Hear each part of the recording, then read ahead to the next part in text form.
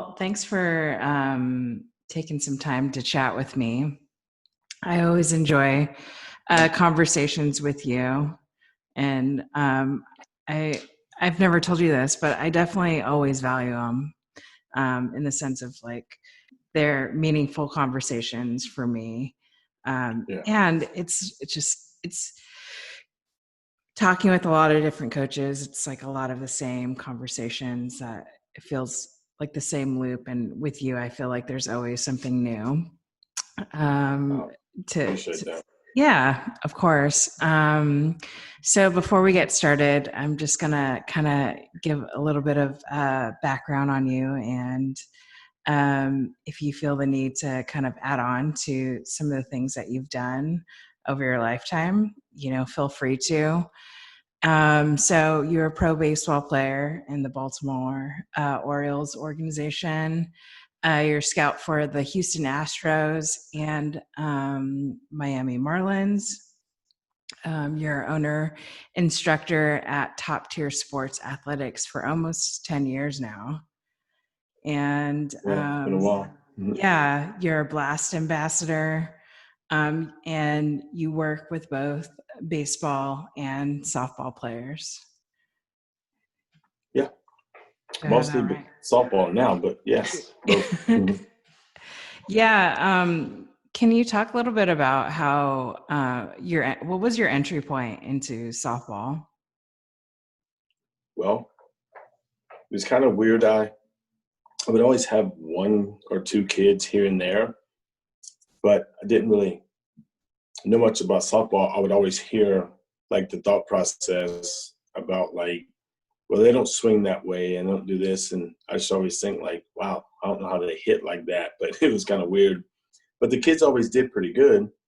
And so there was like a big disconnect. And finally, it was actually Pat had his daughter, Mallory, and he was like, man, would you help my daughter? And I was like, man, I really don't want to like do the softball thing. Like it's too much like difference in the way they see things. And he was like, no, man, I'm telling you, like you could help. Just work with her, please. So I started with her and then actually end up following her and helping out with his teams and kind of went from there. And little by little, I was doing a little more here and there. And then next thing you know, I look up and I'm doing a pretty good bit of softball. And honestly, like it wasn't till probably a few years ago that I actually even went out in public. I remember he was like, man, you need to go to Colorado. And I was like, why would I ever do that?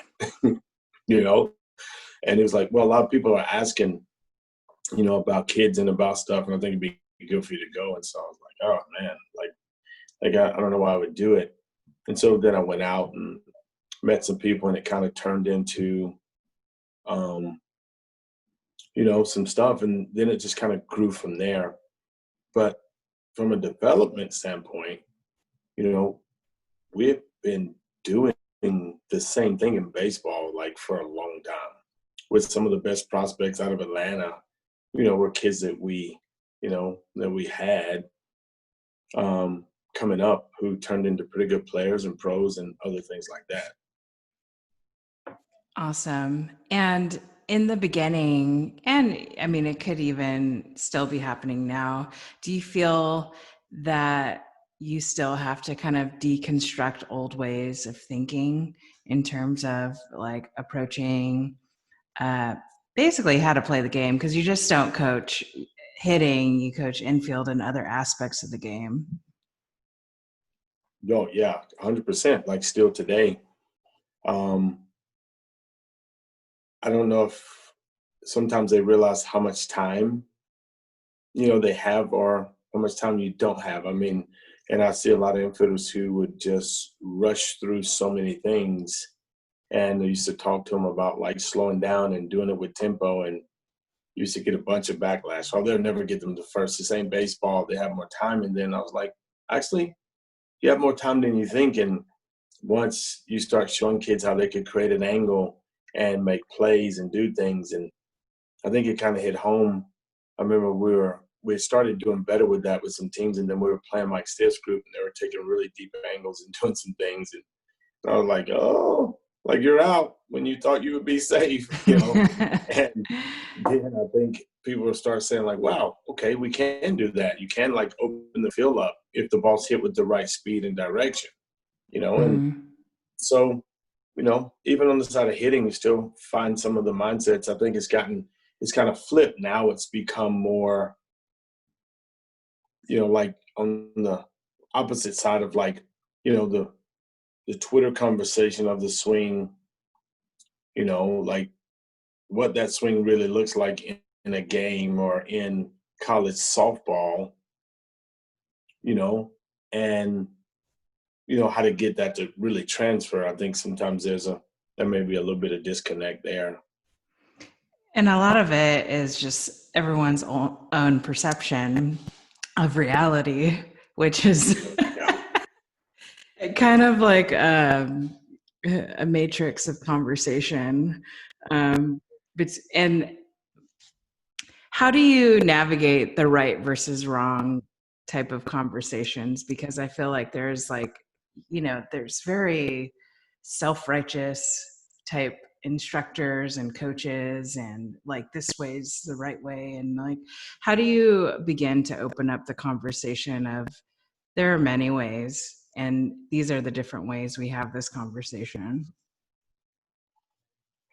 Well, like I think respect.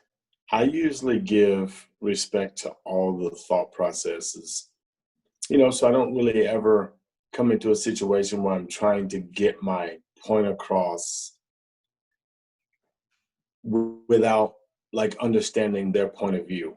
And usually by the end of the conversation, they're open to hear all points because sometimes communication piece of what they're really saying, like the ones who say swing up or the, you know, the fad that said swing down, you know, old school, new school, whatever you call it, or the ones who say you turn a lot or don't turn at all, you know, it's like all in the middle, rotational, linear. Everyone's fighting for, you know, what's right or wrong. But I think everything's right and everything's wrong.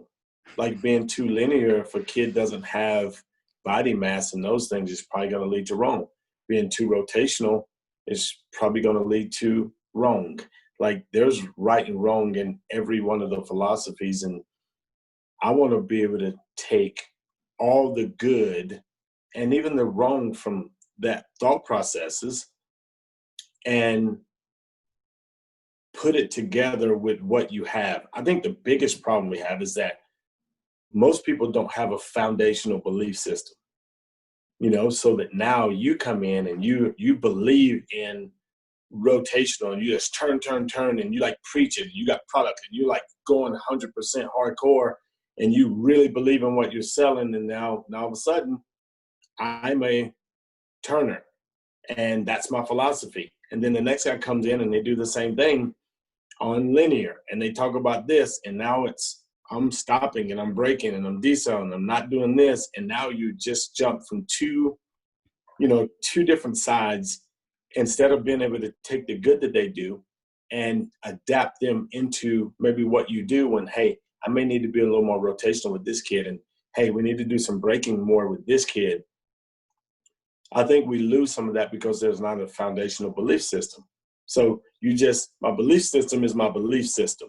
These other pieces I can add, you know, like around, and now I got a really good foundation because you can stand in front of me and you may need linear, you may need rotation, and you may need swing down and you may need swing up, you know, and now you got a chance to coach a multitude of hitters versus, you know, just my thought process or my philosophy. And I think when they get too much that way, there's usually an ending piece to the info. Right. How would you describe your foundational belief system when it comes to hitting? I think foundationally, it's built around getting to the ball like in an efficient way once the swing happens. But my belief system usually is built around what happens before the swing swings. And if you do those pieces right, you'd be amazed at how some of the stuff in the middle, takes care of itself. I think there's a huge disconnect because we spend so much time in what happens, through the stretch and swing phase that we miss the timing elements, the rhythm, the flow, the actions, or the things that lead to those things being game repeatable. Mm-hmm. So we have like swings that look better in the cage. But me, I'm like this guy. Like if it doesn't do better in the game, like I'm not a buyer. Mm-hmm. Like at all. Yeah. I don't care how good it looks. Like I don't care. I would take ugly in a game that produces because chances are there's probably going to be a repeatable timing mechanism. There's like some foundational things that are pretty good, and it works when the game starts because like really this is what this stuff is all about. Mm-hmm. Do you think that happens because it's difficult to articulate rhythm to the unrhythmic, or an athlete that may not have as much body awareness? Yes and no. Okay. I think yes, because if they don't move naturally, then sometimes you have to get them to move how they are. Like don't try to change who their DNA is. Like if you're a rhythmic kid, moving is going to be part of how you feel time. Some people aren't rhythmic movers. And the way they go about their day, the way they interact with you in the cage, how they operate will usually tell you that. Then you have to find out what rhythm is for them. It may look static and boring to everyone else, but to them, they probably feel pretty rhythmic. Yeah. And it's just geared around like coaching to what their DNA is, like how they're going to move, like if no one told them to move. We'll usually start leading you to kind of where they need to be. Mm-hmm. So you get I'm just throwing out a hypothetical, you get a new student in. What's your first step in kind of approaching this new student? Pretty much it's probably going to be little talking at all and more just observation. I may ask random questions about things that I may see just to see if they have awareness of where they're at. Like if I see a movement pattern, I'm like, okay, this swing is a left swing, a right-handed hitter. Their swing works off the ball. And I'm like, tell me the pitch you hit the best. And they're like, inside. I'm like, okay, good answer. And I'm like, tell me the pitch is toughest for you. They said balls that move away. And I'm like, okay, well, those are telling me things. Or I can see a major timing issue right away and I'll ask, what's the toughest thing for you? And they said, I just struggle with being on time a lot. And I'm like, okay, what I'm seeing is confirmation, because sometimes there's kids who their swing is saying it's holes in this area and they think they're pretty good there. And then it gets a little tougher because you got to kind of get them to have some understanding. But first of all, I just observe. Mainly, I want to watch what the body's doing, like kind of what they do before, after you throw a pitch, and they start to get themselves moving to get ready for the next pitch. Those things in there are called balancing moves. Those are things that kind of usually will start to tell kids or tell me that, okay, this kid moves actually pretty good, but they don't know. And so sometimes it's just like an education piece. I'm like, you start a good move and then you stop. And then you put your foot down and swing. And I said, those things kill your rhythm. I said, why don't you try this? And I may adapt the drill based on what I see. But in the beginning, it's probably going to be a lot of questions and a lot of listening. Mm-hmm. How beneficial have you seen that dialogue and that exchange been for your students? For us, it's awesome. It's great because they realize right away that they're going to have a huge part to play in this. And we don't hold any punches or any info. Like, you're going to get every bit of info that I can give you and educate you in every single way about what you're doing. You will leave and say, you know what? Like, I have an understanding now of how I need to move to load. It may take time to get there, but you're going to have the info. It won't be one of those where I just don't feel like, I think a lot of times in instruction that we as instructors hold almost like the power and the info too much. So there's always like, I need you piece. And I Yeah. try to break that wall down where there's no need. It's built around relationship. Yeah. It's more of a collaborative effort. So 100%. everybody's empowered. They got to get a part to play in this because they got to go in that box and hit, not me. Yeah. Yeah. And do you get a sense in the beginning for students who may have not had that style of dialogue before that it's difficult for them to communicate? And over time, do you see improvement?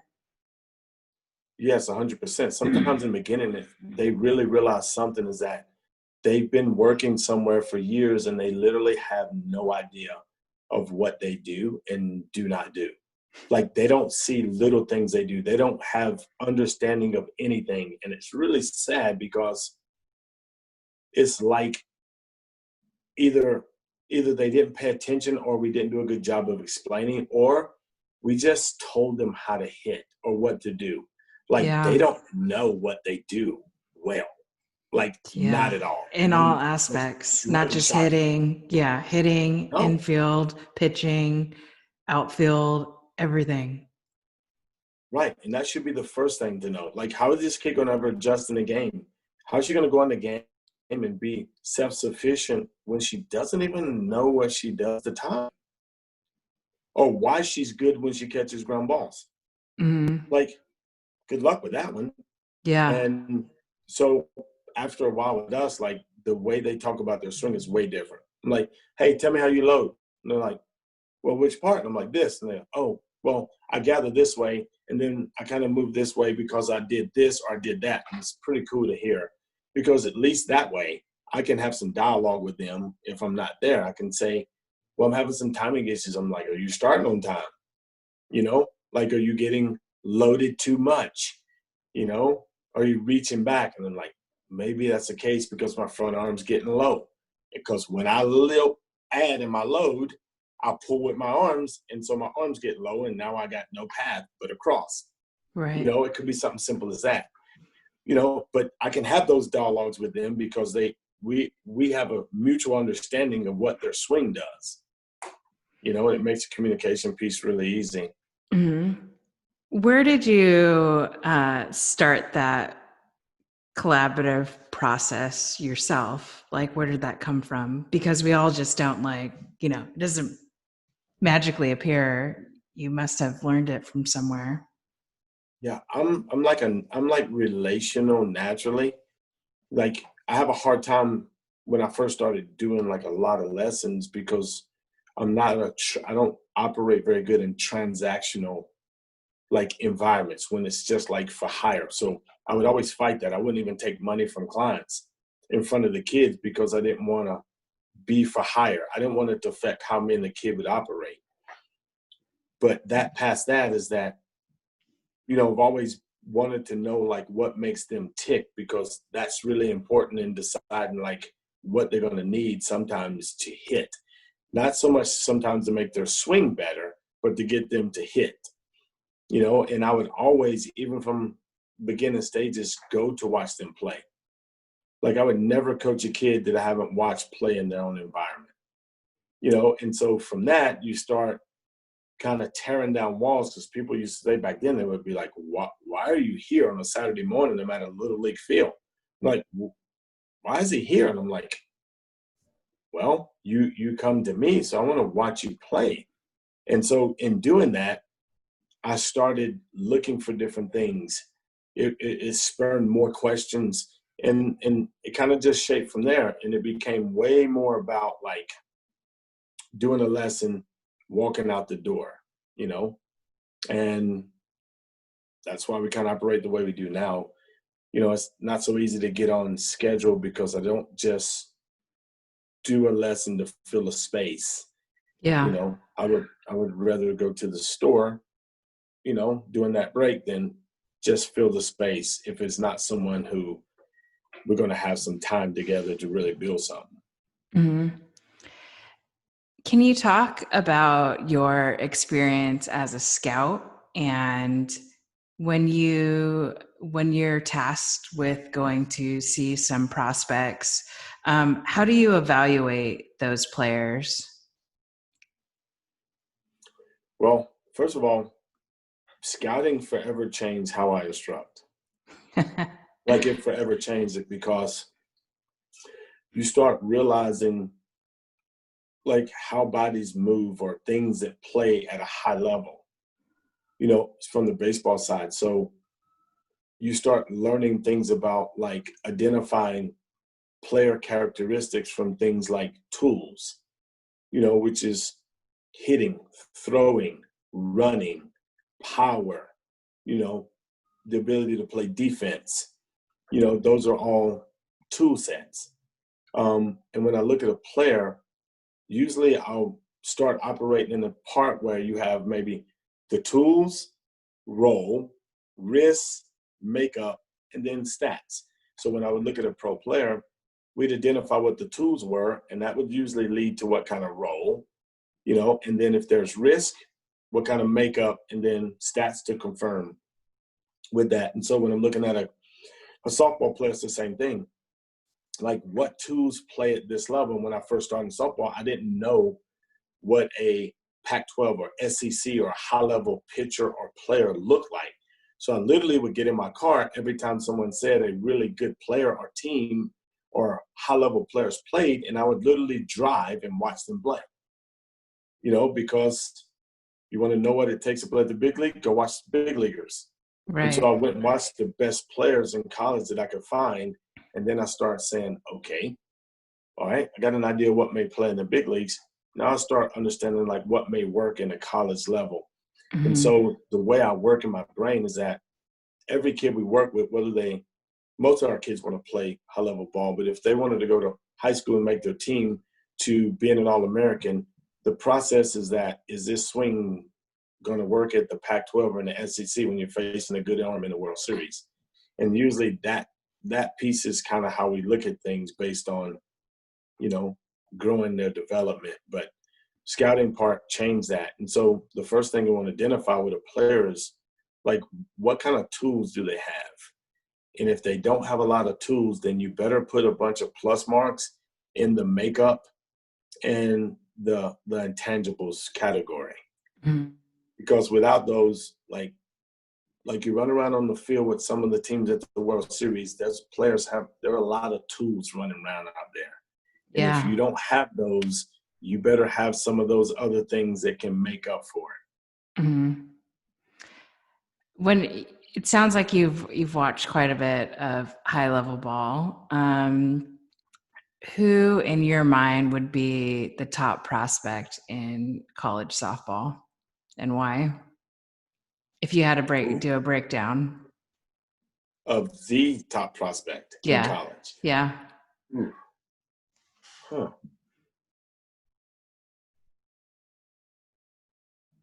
That one I probably need a few minutes for.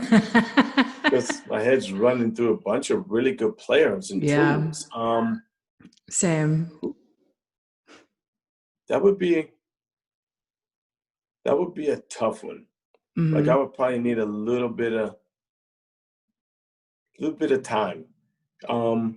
Because I would want to do justice with being able to see like overall tools and those things. I can tell you it would have to be a premium, like a premium position. If it's a position player, it's like a premium. Yeah. Like middle of the diamond, catcher, shortstop, those. I mean, you can be a corner player too, but you should be putting the 7s and 8s on their bats, mm-hmm. Or their other tool sets. But I'm trying to think of who I think the best. I mean, we can kind of go with like, top 5 in no particular order.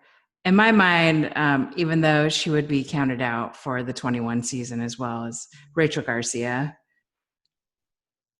Yeah, as a performer, I mean, she would be She's up there. Yeah, top prospect, like as a pitcher, you know, you're talking about like a two-way But player. Miranda Ellis is up there too. I would have Ellis up there. Yeah, two-way player, super athletic, can run, play multiple positions, hit home Yeah, runs, it depends hit on for how you average. value it. Yeah. Like Charlotte Echols would probably be a name that would Yeah. come up there because she's a profile corner player. Yeah. With the bat and the defense and those things, like it was going to add up to being really, really good. Yeah. You know, from what she brings as intangibles all the way across the board. Like Sis Bates would be a first rounder. Like, yeah, 100%. those kind of players are going to go, like if she was a baseball player, she would go super fast. Yeah. You know, just because I could see her coming out of college and going in the first 5 picks because she just like played the game really well and made everything better. And you know that she's going to play shortstop in the big leagues. And that matters. Some young players, you know, these are some players that I know. I mean, I think there's a bunch of good young players that are in the game that I think have a chance to do some really special things. Like the Brady kid, I think, is great super tools. talented with a bunch of tools. So athletic. Yeah. Can play multiple positions. Yep. As a young player, Skylar Wallace would be one who's a good young player who has a big tool set. Like it's plus run. It throws 55, which is slightly above average. It's got above average power potential. It's got a bunch of things, tools, you know, and putting those things together, they have a chance to be really special. You know who I think is underrated? Janae Jefferson. She's a stud. She's so smooth. She's so good. She almost hit like 500. She's a really, really good player, and literally maybe gets undervalued because the power aspect. Yeah. You know what I'm saying? Doesn't play, and so it's just like getting a bunch of hits and playing the game every day. And she's your lockdown second baseman, though. She's good. Yeah. She's a really good one. No, like I would 100% agree. Yeah. We can like literally have a show based on this conversation. Yeah. I mean, also, you got to take the Harper kid at Arizona. Oh, right on. Yeah. There's some middle of the order bat, like with power. Plays middle. Yes. Lots of intangibles. Troy Tulowitzki, as a baseball player, I mean, like it's power and hit and stuff is crazy. Good stuff. Yeah, there's a lot of good ones out there. A bunch of good ones.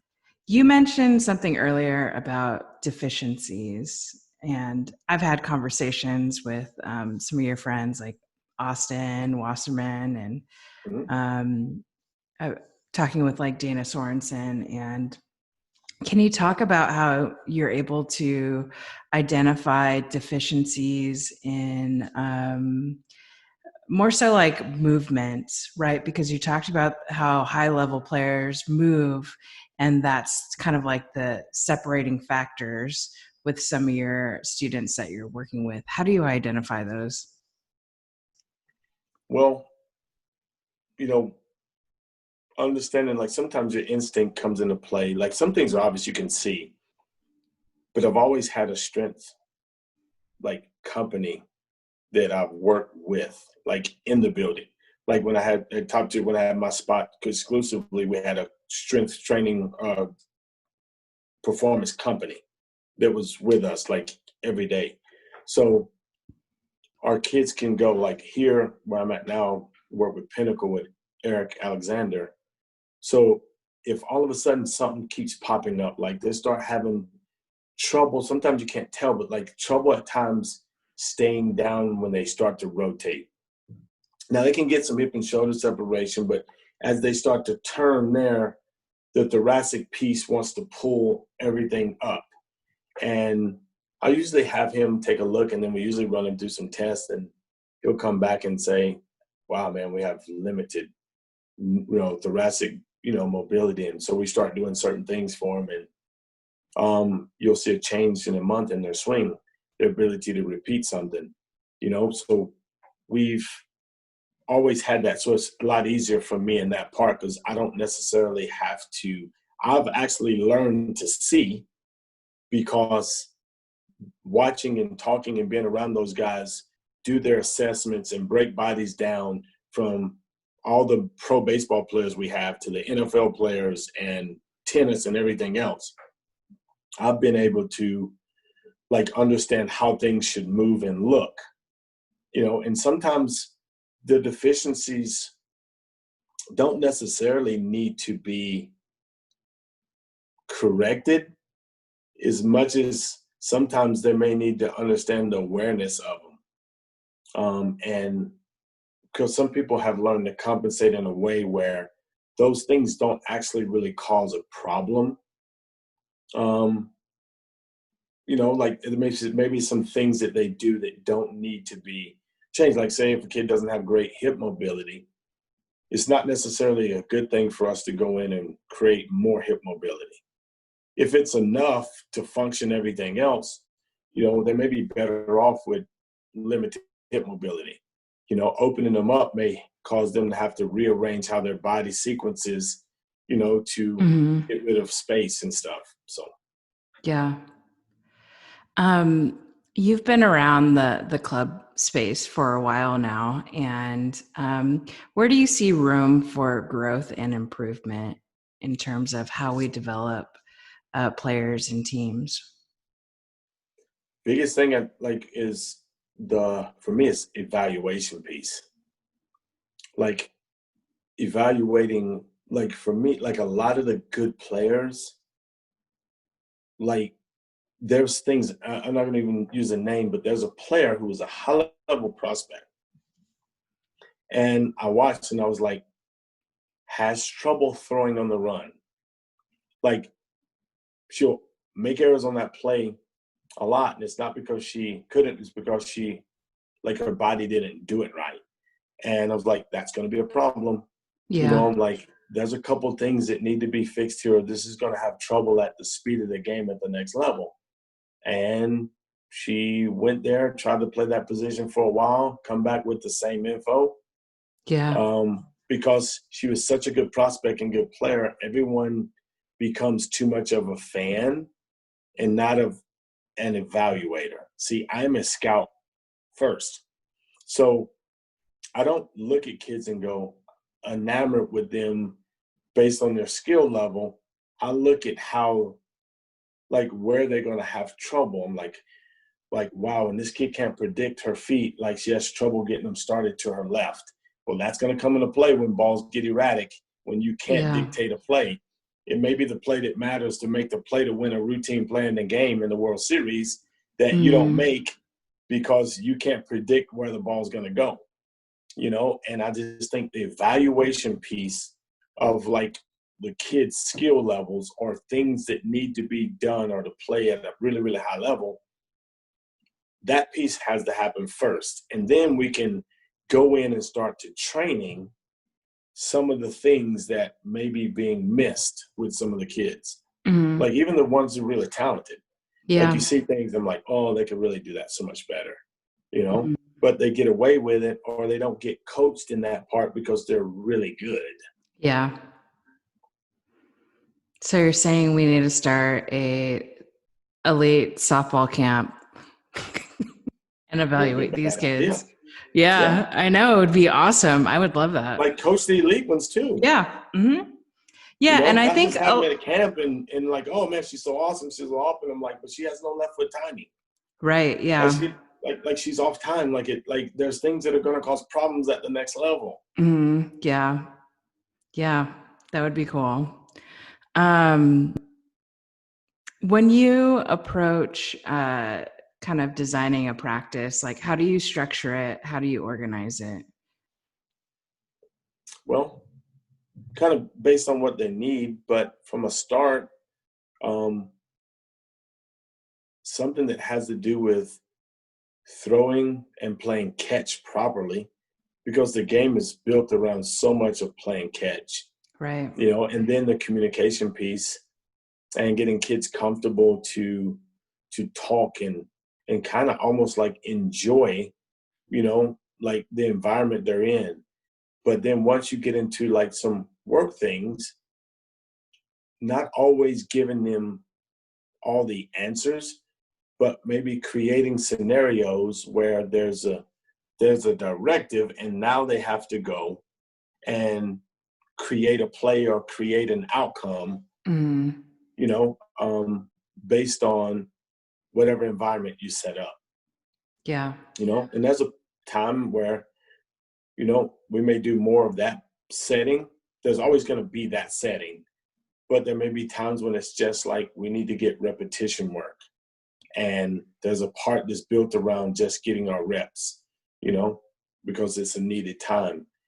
But when you're talking about like some real live game situation things and just kind of creating a narrative for them, but like this is the directive, but you guys are going to come up with an outcome, based on being creative and playing the game, Mm-hmm. and I think it's going to breed some independence, but it's also going to make you aware of what's going on in the game.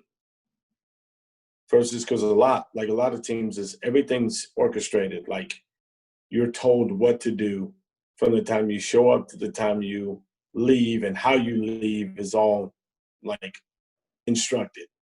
Yeah, it's like everything's rushed when it comes down to it. And where do you think that stems from? Like the need to feel like you have to do everything? Or where do you think that comes from? Because it seems to be pretty prevalent, like across the country. Control, like you put a lot of time in, and you feel like you want to have enough control so that you can get close enough to the outcome that you can.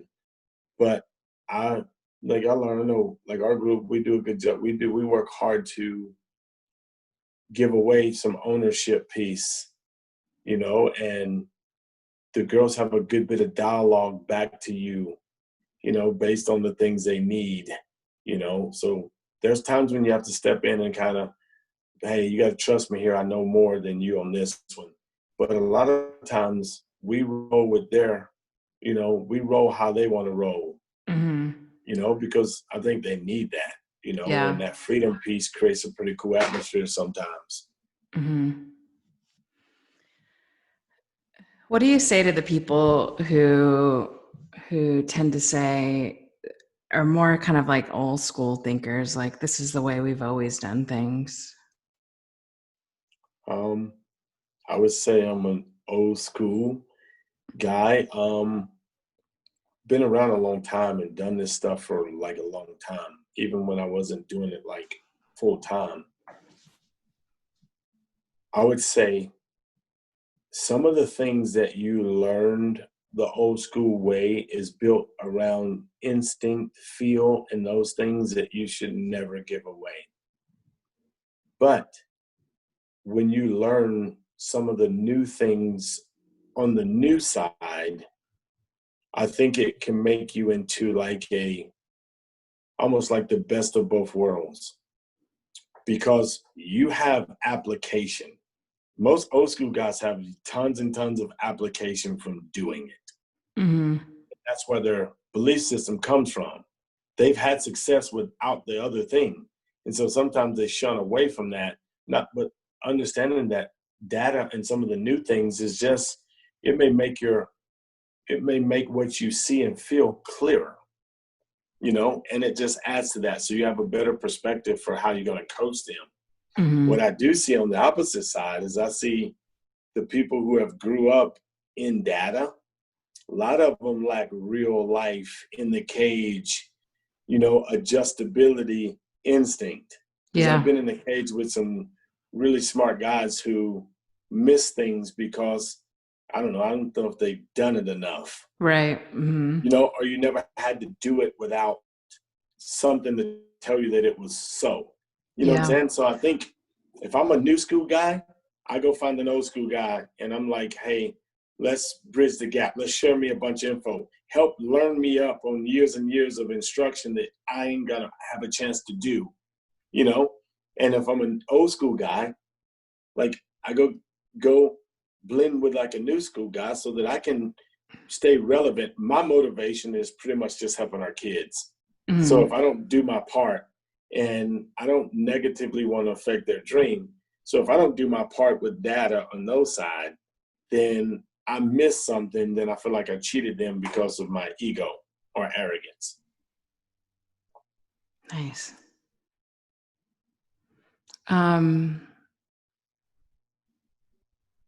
What do you see as maybe the most common misstep or misconception when it comes to coaching, or more specifically coaching hitting?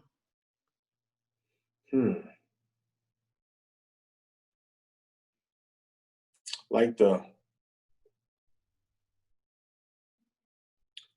how tough it is sometimes to go in the box and execute what we make out to be really easy. Yeah. And I think when you lose sight of that, sometimes you can get like sometimes fooled that it's just going up there and swinging and it's going to produce this special hitter because you see them do it all the time in the cages. And I'm like, hitting in the game is like trust. It is comfort. It is like fear, dealing with fear. It is being able to handle emotion and looking bad and getting back up there and facing it again, like all those things. And so, like, I make well aware to our kids that they're 100% capable of executing their swing. That's why I never get involved when they do good in the games, because like it takes a lot of courage to go out there and do it in the game and try the swing that you practice all the time. And you do it at a time till it becomes like your swing. But you have to trust and believe. And when they can do that in a game, for me, they should get all the credit for that. But like, I just think for me, the biggest misconception sometimes is that it's not that easy. And the way we coach it and talk about it and do it, it should be just like, hey, we do this, we do that, you should bang. Just turn the barrel back and you're going to hit. I'm like, no, good luck with that one. She's afraid of the dark. Good luck on that. You know? Yeah, I just think you got to get real with them. And you got to get in the trenches with them sometimes and find out what it is that they lack that would cause them like not to go out in the game and face something. Mm-hmm. You know, because you go out there and you face Ellis and you get your behind handed to you your first 2 times and made to look bad. Going up there that third time doesn't feel so good. Yeah. Like you're going to find out how tough you really are. Mm-hmm. Because like right now, I'm like, my ankle may get turned because I'm not going up there the third time and look terrible again. Like it's not easy. You know? Yeah. Mm-hmm. Yeah. The game within the game. Yeah. Well, once again, I enjoyed our conversation. What are you up to next, and where can people follow you or find you to learn more about you? Well, as soon as this thing breaks, been doing a lot of work in Canada and stuff like that. And hopefully, you know, I usually spend this time during the season seeing college stuff and doing my work there. So hopefully we can get back on track to that and continue working and trying to help some kids in the game of softball, you know, continue to blow up and be great, you know? Yeah, same. I'm on the same path. I mean, I have a Twitter. I don't do like a lot on Twitter. You can follow his hitters though. Yeah. It's just at Martin Lincoln, at Martin_Lincoln. And I think I have an Instagram maybe that that I like a lot of stuff, but that's about it. I used to post some things, but I don't know. I don't do it like a ton, and it's just look under Top Tier Sports. Okay. And every Cool. once in a while, I'll throw some stuff up there, but like if someone needed me, like there's ways to get my number, Yeah. and give me a shout. Well, cool. Lincoln, this was great. Always enjoy talking with you. Likewise. Yeah. Yeah. You take care of yourself. You too. Thanks for Hmm. being good for the game. Always.